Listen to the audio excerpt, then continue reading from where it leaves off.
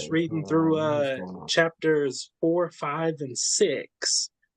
So Craig, I won't steal your thunder. I'll go ahead and pass it over to you. All right. So yes, we went through chapters 4, 5, and 6 for this week. And kind of chapters 4, we were talking about investments. And so obviously we're talking about different types of investments that seem to be the most tax-friendly types of investments and things to do with your money in that sense. So chapter 4, we're talking about real estate type of investments, chapter 5, energy type investments, and chapter 6, different types of agriculture. So I'm figuring that we kind of go through the conversation and, discuss on what we thought about these individual chapters. Is not breaking up on a chapter 4 first, chapter 5 first, then chapter 6. I just figure 4, 5, and 6, those are the ones that we had talked about. I thought the couple different things that really piqued my brain to some extent on some of the personal stuff were some of the tax incentives for solar and how that works. I like the idea of having solar, more for not so much because it's green, but because my doomsday personality, which is not the biggest thing, but we have a little bit of storage closet downstairs, so some food and things like that happen when hell freezes over, if you will. But also more for the continuity of electrical services and being off grid if I need to. From that perspective, I think it's really a nice thing to have some solar and have some battery power backup as well. It is kind of expensive, and so much of it with these books is I don't know enough. And I like the idea of almost getting paid from tax incentives to install solar in your house. And I really don't understand how it really works. I didn't follow all those numbers, but it seems like if I buy a system, finance it in essence, I put as little down as possible, I will get enough tax breaks that'll cover my financing. Is the way I interpret it. So this actually made me think of somebody that I actually got to talk to recently. So he's also an accountant. He does taxes on a regular basis in Virginia. And so he was essentially kind of doubling up on kind of certain tax advantages. So not solar specifically, but what he was doing was as he grew his rental portfolio, he would essentially, to your point, finance as much of it as possible. And then whenever he finished his, running his tax returns, obviously like he'd get revenue from that. But then any money he would get back in taxes, because as an accountant, a lot of the times we invest in things because we know in the tax code we're going to get a decent refund. And so essentially it's almost like a way of, the way he's explaining it, it's like, if you planned it out from an AP perspective, and so as an accountant, we know to kind of slow it down. So like, if they give you terms, obviously you pay the end of the terms, not so that it's late, so that you hold on to your cash for a bit longer. Because if you plan it out to where you put one of these investments in place and say October, let the year roll over, get it on your tax returns, send it to your accountant on time, and get whatever refunds you get from it, then that money you end up rolling over and kind of paying over what you owe, if you planned it out right to begin with. But that's almost what it sounds like he's saying. And when you think of it from that standpoint, what he's saying is nuts. It's like, your investments, you essentially just get them funded by the government and debt. So it's like, he's definitely a big fan of using debt, that's for sure. Especially, in the real estate side, that's just bananas. Leverage, and get some money to leverage. Right. So piggybacking off of that as well, I loved his comment where he said a lot of the times in his experience, he'll notice if someone's kind of adverse to using debt, a lot of the times it kind of comes from that they don't have the confidence that the asset that they're purchasing with that debt actually going to make a return. Right. And I mean, when you kind of think about it from that standpoint, it's like, okay, well, if you're strategically using the debt, I mean, what's wrong with it once you start putting in these tax plans? Hi, When it's Laura. amazing, like, hi, Laura. Sorry. Sorry, I was a few minutes late. We were moving from one spot of the hospital to another. It's amazing to think of it. When you buy $1 million home, you didn't just buy $1 million home. You only spent, $101,000 on the home, not $1 million. And so you get to live there for $100,000, not $1 million bucks, even though eventually you'll hopefully pay it off or not. But it's a different perspective to looking at buying a business or buying a house or anything, that you're not paying that whole price. And if you sell it in a year, it only cost you $130,000 to live there. And then you still sold it and made, maybe 1.1 million now. Right. Yeah, the use of debt, and in all the different things. I mean, I guess I think one of the chapters, I guess we kind of vominos from debt. There might have been a later chapter that I was looking at. The book was on like chapter 8. I think you're reading ahead. Well, I went all the way to chapter 9, to be honest. Oh, wow. But yeah, we're kind of focused on, again, missing blending chapters to some extent. But yeah, but 4, 5, and 6 definitely use some of the debt financing for the energy projects and stuff like that. Now, what's your thoughts in regards to? Because I think the solar panel can somewhat focus on the personal side. But it seems like a lot of this is how do you invest in entities that are doing these type of services, right? Did you guys catch anything else on the personal side that you can kind of use this for your own personal things, as far as, again, like putting solar on our house, using the tax incentives and rebates and all this stuff. And I know rebates are one thing, but I've always, again, electric cars, rebates, $7,500 rebate that you get for that when you buy a certain car, a couple other things. But it seems like there's so much more taxes that your tax rules that are advantageous outside of just a straight rebate. Are you talking about for the I mean, I think for solar in your house, I think you can utilize some of these tax advantages for personal use, right? Where a lot of stuff he's talking about is business wise. Anybody else kind of pick up on some of the personal things that you can be doing with the tax code to kind of benefit your personal life? So when you talk about solar, that's a huge one. Because what I've started recommending to most of my clients is I try to get them to talk to me and kind of let me know what's going on, like just in general, like including personal things. Because if somebody tells me, yeah, I'm getting work done on my house, my first question is, what are you doing? Like, what are you adding? Is there anything else you can add? Can I make some suggestions? Because then from there, I can go look in the tax code and kind of find out, okay, well, what credits could you kind of get added on to that? Because that, to your point, that one's not necessarily business or personal. You could do it on either side. Right. It's right. There's the panels, the windows, and the electrical stations, like the cars. And I don't know the difference really between the credits and the rebates, but I know that there's windows as well.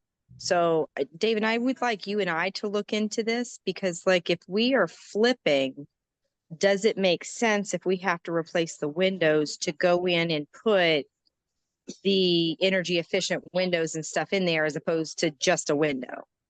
Like I was kind of wondering the same thing from a flipping perspective. Like, so would it make sense that's for a us to put solid that's a solid maybe, because for rentals and like income generating long term, yes.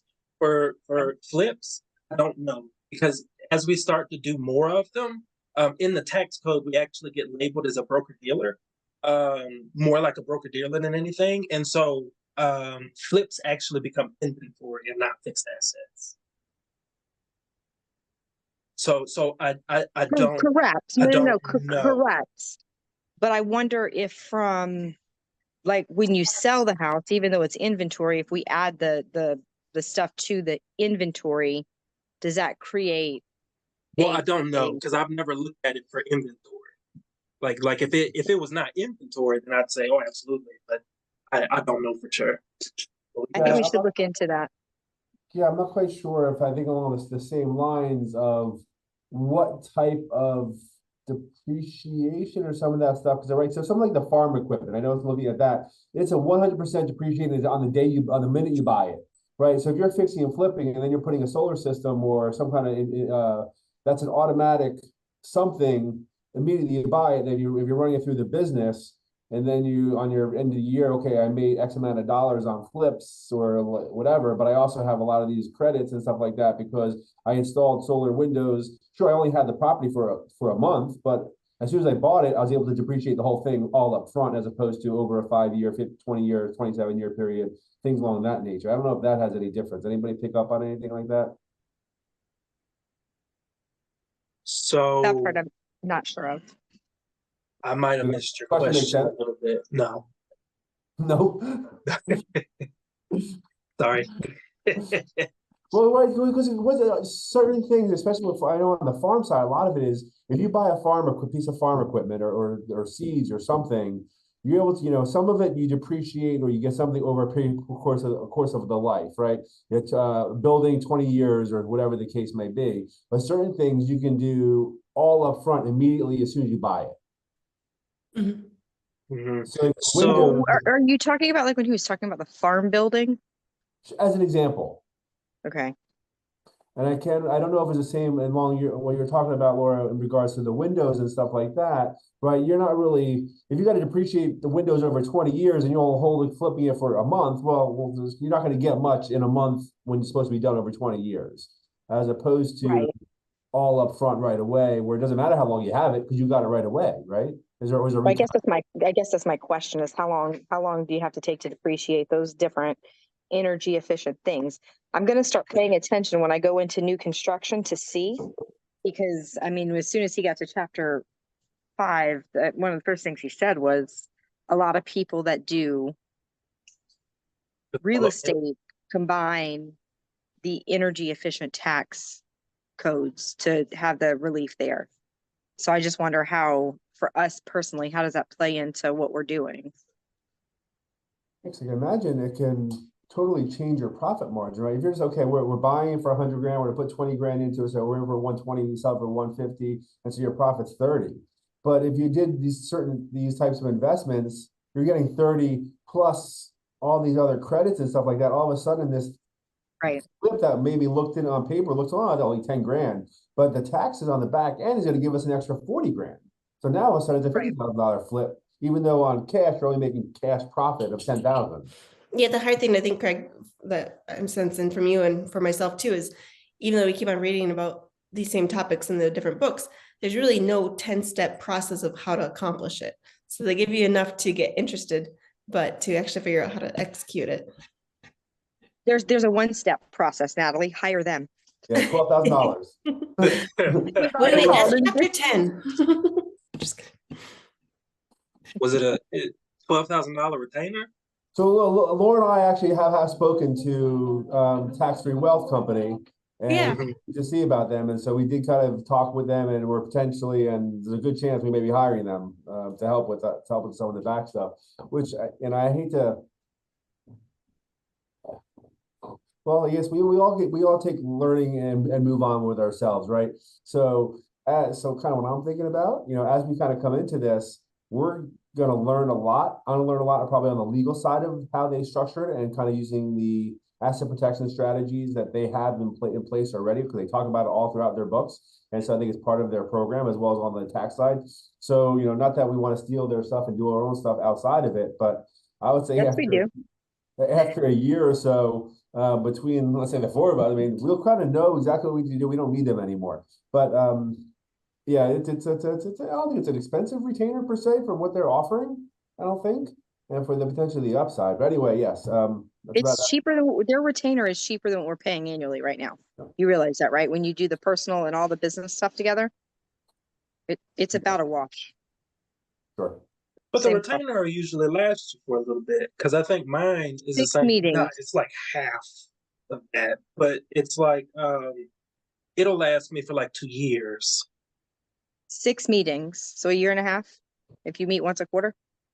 I'm assuming, my assumption is you meet more than that on the front end though, and then it goes to once a quarter. Like there's probably like 2 meetings and then goes to once a quarter. So it's probably really a year. Yeah, it's just like counseling. Before your money. Exactly, yes.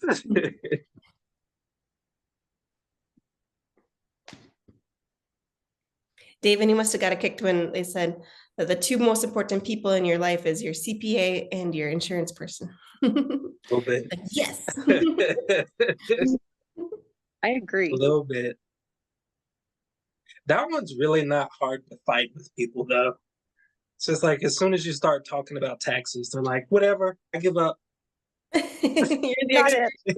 You're hired. You know what you're talking about. It's like, I didn't even finish. Yeah, I don't know. I used to feel that way, but the more and more I read about it, and the more I got and get involved in it, I like taxes. Taxes are how to make money. It is not a negative anymore in my head. The more and more I learn about it, and all these things on here, never wanted to be a CPA per se. Never wanted to be a tax attorney. Now I wanted to have a master's in tax.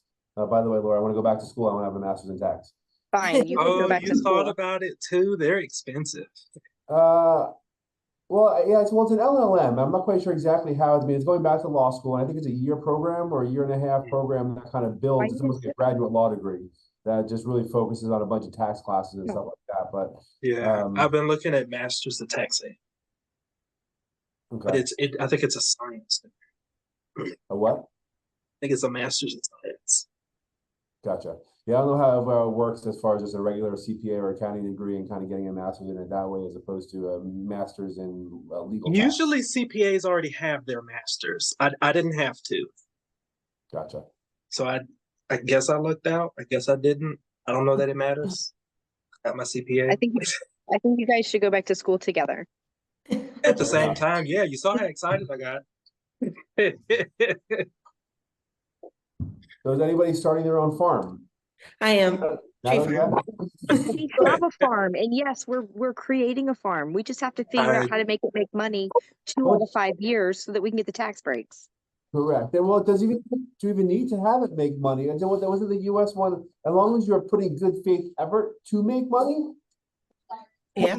Well, that's what the book said. The book was like 2 out of 5 years or good faith effort, but you have to be able to prove the good faith effort. Right. Are we trying to make a profit? We are going to make a profit. We're going to have a llama farm. I don't know how you profit off llamas, but we'll figure it out. I thought it was a nonprofit. Oh, yeah.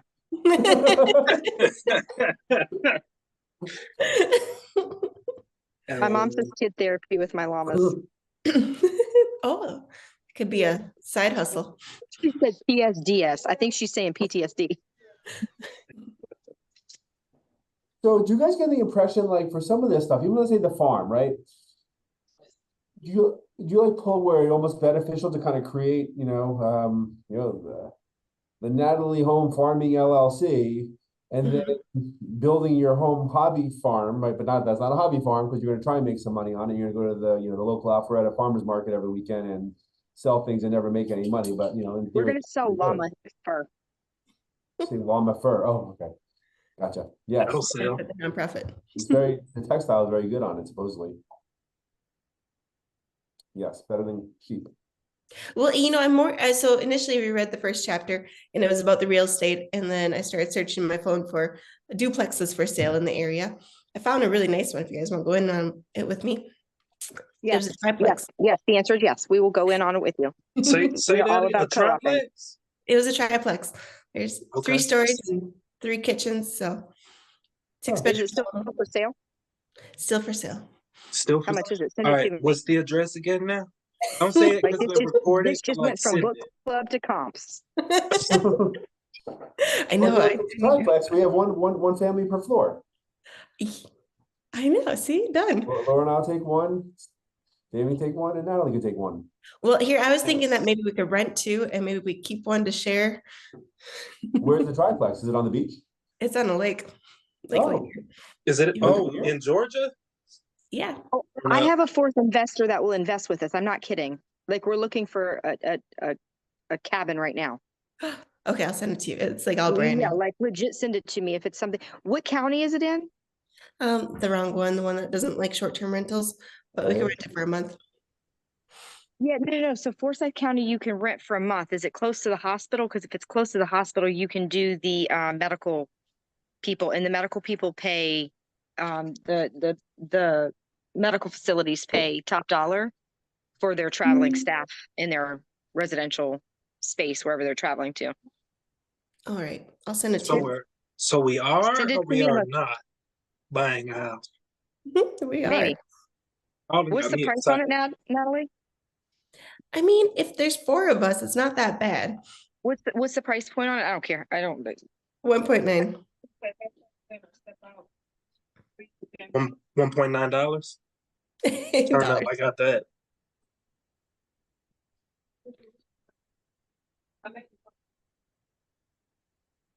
But there's a dock. It's all remodeled. It's ready for renters. I just sent it to you, Laura. And David. There's 4 people on our chat or our text messaging, The other Should one's be me. Steve. You, or 5, I mean. no, Steve is probably off. It's me, you, Craig, and David. Okay, so Craig, your number is 6466. Yes. Add you to my phone. Yeah, so I've been looking at property for sale so that we can build a farm and then also duplexes or triplexes or anything. We're Right. in. Let's just join all together and move forward. I like it. We'll start an LLC. Sweet. Yeah. David, we're gonna need you to change your last name to an L. Oh, my last name? Yeah, Oh, how do you man. think look? Look, I'm David, Laura Sparkles Lerman today.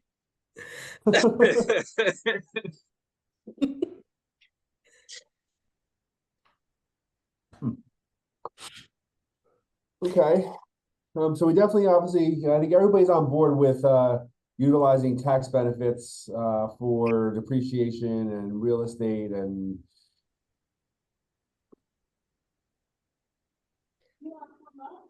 yeah, I think How that I crazy think do you that's get when he starts off with Australia and walking through each of the countries?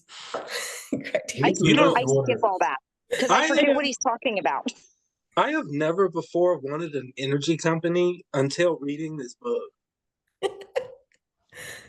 It's like sure. the way he explains it, I'm like, I mean, even after you consider like general liability and all that, it's like, wow, there are so many benefits though.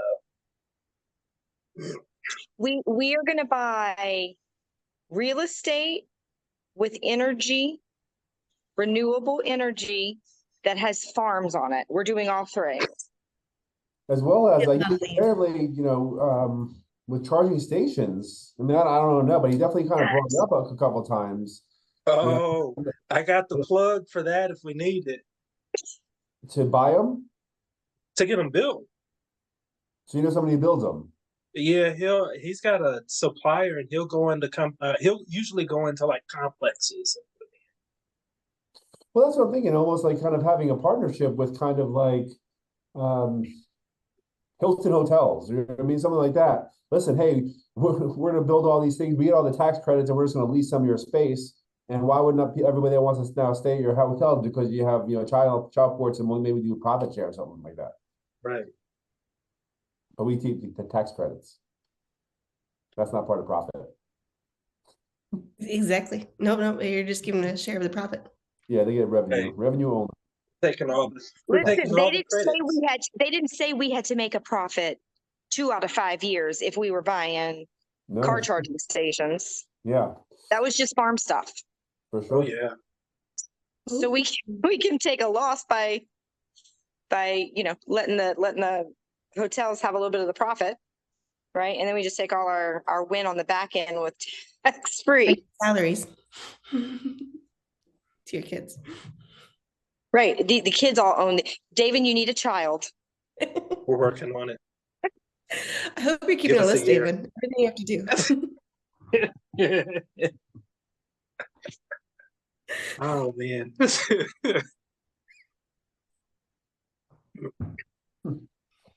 A year. There'll be a baby look in a year. Aw. Well, All right. right. Anybody have any, I guess, John, any random thoughts on the chapters or anything? I know we kind of talked about it a little bit, kind of bouncing around here, but Natalie, anything that you kind of really kind of hit home on any of these chapters other than the stuff that we already talked about? I know we kind of talked about some of this stuff. Just one observation. I thought it was interesting that the two chapters I was the most excited about was creating a farm and buying duplexes. And then that you and David were more excited about the energy chapter and investing in that side. So that was interesting because that was probably the chapter I was least interested about. For sure. Yeah, I like I'll jump back in a second. I don't feel like I know the most about any of it because I think I don't know anything about any of these types of investments, all the intricacies on it. I feel like I know the most about real estate. He talks about that, and I'm already sold on real estate, for sure. And so I'm trying to go, okay, what else other than real estate? What else can we be doing from not so much a diversification? Because I think he's almost anti-diversification, like almost pick a strategy and stick with that one strategy and not do all of them, which is just tough because like, man, all these sound great. Anyway, David, any final thoughts or anything that you want to add? I don't know if this book made me notice this, but I never realized the IRC is not its own separate codification. It's just part of the federal code. It's Title 26 Of the U.S. in the U.S. code. Yeah. Okay. Yeah. I'm just, but yeah, I don't know. This book just has me researching all this crazy stuff. So, Fair enough. oh, Yeah, I similar got a for notice. We're running out of even time. on the statewide on David, even on statewide, it's the OCGA, right? I mean, the OCGA is all the state code, but then there's the Limited Liability Company Act, which is part of the OCGA. You have the Right. Corporation Act, which is part. So it's all kind of short name titles for different sections of the code, and same thing with the USC. Right. Look, I'm starting to have to look in other states now because I have some clients that are going cross state. But it's like I'm starting to realize all this stuff he's talking about. Wyoming, Which this South is Dakota. perfect timing. Say that again. Said Wyoming, South Dakota. Those are the states you need to learn South tax code Dakota. for. Those are that's why I'm going to start kind of doing a lot of stuff for some asset protection stuff in there. I think that's really good tax friendly stuff. And apparently Tennessee also has some good trust code as well out there. So from asset protection wise. Anyway, Sweet. Laura. I don't remember the question. It's kind of noisy. They kicked me out of my quiet room. I was having a little, I am having a little trouble hearing. Cooked out of the library, huh? No, just asking any kind of file, anything that really kind of that we didn't talk about throughout the process or today's conversation that, what, this is really kind of interesting to me. I this kind of hit home or really I want to know more. That's so there's so much of this stuff is I need more. Like, oh, this hit home, I need to know more. This hit home, I need to know more. Well, for me, it's twofold. It's how do we incorporate the energy efficient tax breaks in our flips, if at all possible. And if not in our flips, like that Louisiana house, that motherfucker should have a fucking solar panel on top of it. Like, I don't know why it doesn't. Like, we are late to the game. So I'd like to figure that out, I guess, if I'm diving in deeper. And then as we plan Not a Llama, I want to make sure that like we're legit planning it correctly, because the idea, I mean, maybe a nonprofit is not the way to go. Maybe, maybe trying to have a profitable farm is actually a better way to go. Not that there can't be, to my mom's point, nonprofit parts of the farm, right? Like if we do llama yoga with veterans, well, that can be a nonprofit, right? But I'd like to make sure that as we're setting that up, that we're setting it up correctly. And as we're planning correctly, because I think between the energy efficiency, like, the plan is to have that big building on there where we can host weddings and parties and whatever. That motherfucker's gonna be a farm building. Like how do we make sure we set that up? So I think it just kind of got my gears turning more towards what we're currently doing and how do we implement those things. And I think at this point I could probably stop reading for a little bit, because as I was listening to chapter 9, not realizing that I had not gotten there yet, I was like, I don't think I'm the right chapter. But he started talking, I think, a little bit about investments and stuff. I was like, well, I don't even care about this. Like, I want to know more about the farm, the energy, and the real estate, because honest to God, the rest of it's semantics. I could care less about anything else. If we have a farm, we're self-sufficient. We can, if the government implodes, which he starts talking about, right? He brings up 2020 a lot. So those are kind of my two things is where do we take this now in our real estate business? And then where do we take it and how do we plan for not a long? Yeah, I think all that to answer that question, and I mean, I think, yeah, I hear what you're saying. They may be losing on some of these things by making the entire thing a nonprofit, where almost we have, you know, the Lerman family farm, if you will, or the Not a llama. It's a not a llama farm. the Not-A-Llama farm, sure, that LLC that actually owns the property and stuff like that, and then create the foundation for the llama rescue that raises money to help rescue and take care of the rescue llamas. But then they lease space from our farm, so now that we're getting, so we're going back and forth, so we're getting paid, so we can still kind of raise some money. That's why I love you, babe. And then then, also make you a- can get foundational federal and fund. state funding at that point. Well, no, that's the idea, is right, to use the charity, kind of make some tax shelter, if you will, putting some money into charitable donations of our own charity that's going to run, and we're going to take some advantages and things like that from that piece of it, as well as that we can potentially hopefully get some additional government money and things like that to Right. help pay ourselves. Make some Right. profit off a piece of it. Yeah. And then for sure to have then some, you know, solar projects and stuff like that on that as well. Yeah, because I mean, I think we could buy the farm for pretty cheap because you get everything back. I mean, Yeah. Everybody's got to pay taxes, so what you do is like, well, great, I'll just take my taxes back though. Thank you. Mhm. Comes a wash. I bought a farm, give me my money back. Right. Yeah, I don't know. Pretty exciting. Okay. So any final thoughts, everybody? Next week, obviously, we're finishing up the book, chapter 7, 8, 9.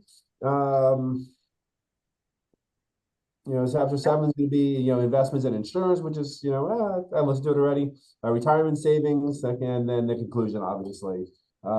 Retirement savings. Talk about, you know, Natalie, you're kind of, when it goes through all the different countries around the world, when you get to chapter, the retirement savings, because each country has very detailed and interest. It's not just like, yes, no, no, no, yes, it's, oh, in Australia, if you do this for this account. So they talk about like all different retirement accounts, all the different, the limitations and restrictions for each individual one. So by the time you get to the United States, it's been like 35 minutes. Like, screw this shit.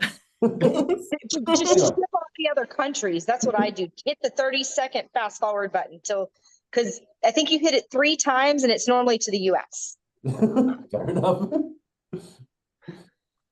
Sweet. All right. Well, I'm headed back to see Mom. I will see you guys next week. Thank you guys. Bye. Yep, Bye, absolutely. Mom.